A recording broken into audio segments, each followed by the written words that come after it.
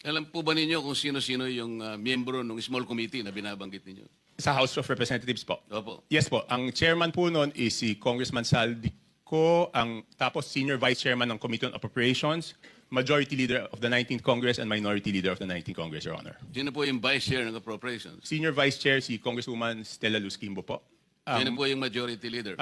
Congressman Manix Dalipe po, Your Honor. Minority leader? Congressman Nonoy Libanan po, Your Sa Honor. mga tweet, silang apat po ang nagko-compose ng small committee. Yes, Your Honor.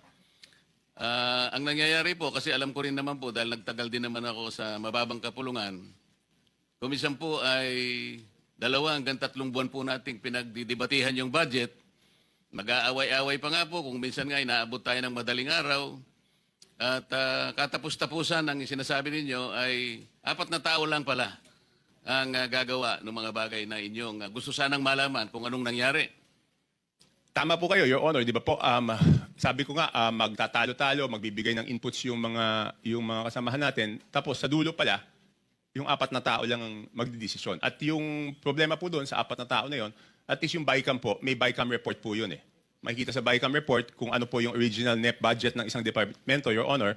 Tapos makikita po kung ano yung dinagdag or binawas, Your Honor, at makikita yung natirang pondo.